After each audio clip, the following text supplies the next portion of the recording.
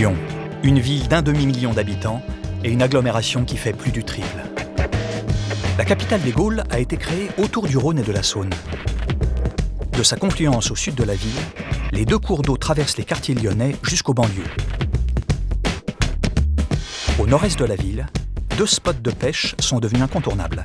Le Grand Large au sud et Miribel au nord.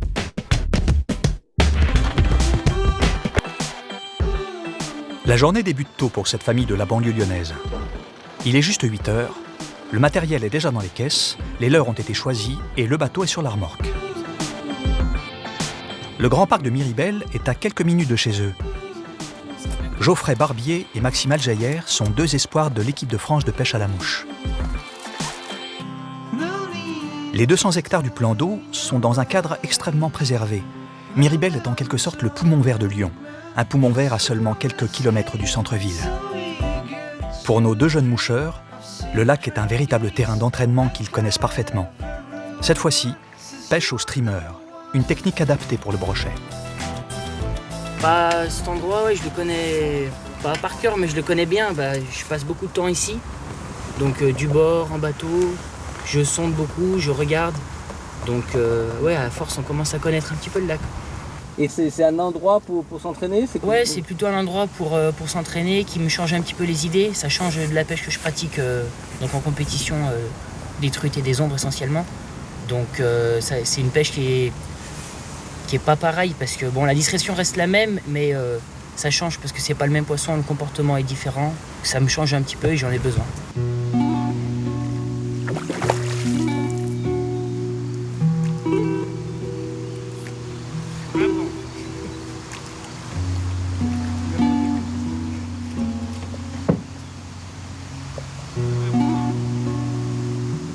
Super, magnifique.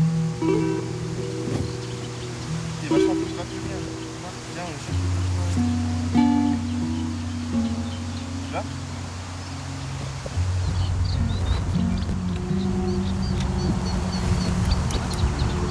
il est beau. Alors le casque, Il est plus joli, il est un peu plus gras que celui que tu avais. il est surtout plus gras aussi, c'est ça, vachement plus beau.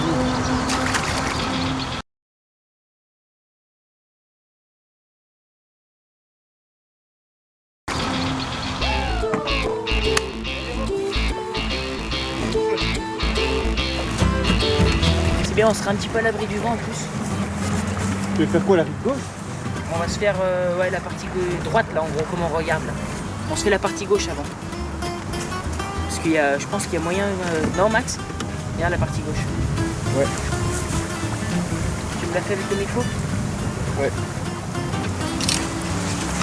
Si, moi à gauche là Max, j'en avais fait un. On avait décroché là. Sur lui. À gauche, il y est, c'est sûr.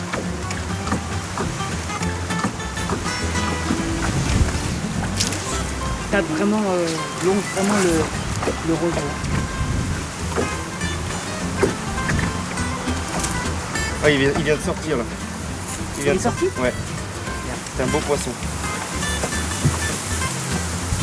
Il est sorti là. Ils se remettent exactement au même endroit en fait. Ah oui, c'est ça. C'est pour ça qu'on Après, arrive, ils ont une cache. c'est pour ça qu'on arrive à les refaire facilement. Facilement. Non, mais c'est pour ça qu'on arrive à faire des poissons aujourd'hui, quoi. Parce que les conditions sont très dures et heureusement qu'il y a ça, quoi. Qu'on sait exactement où sont les poissons aussi.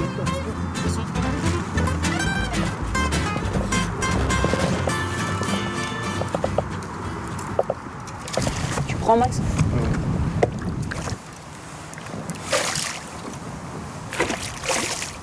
Tranquille. Tourne un peu, Max.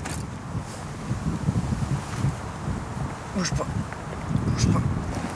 Et c'est un nid à brochet aussi. Ouais, c'est pas mal, ouais. Quand il y a du vent, c'est l'idéal. Parce que c'est un petit peu à l'abri du vent. Et bon, la densité est là aussi. Hein. Donc, C'est le combien là? là, ça fait le 6e, non? Non, 7ème celui-là.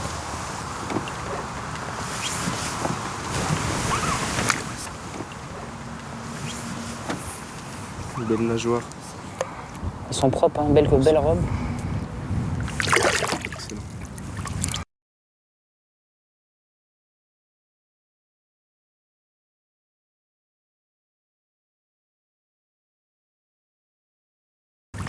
là, on était sur une mouche là, comme ça.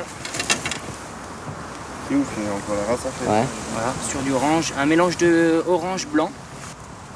Et puis mon collègue Maxime est avec une mouche olive et chartreuse. Quelle était la stratégie mise en place? La stratégie mise en place, c'est qu'on a essayé de pêcher l'eau un petit peu et puis bon bah ça n'a pas fait grand chose, ou moins plutôt. Donc on a plutôt visé les zones où les poissons étaient plutôt actifs quoi. Donc des zones où il y a des branches, des arbres morts, des roseaux.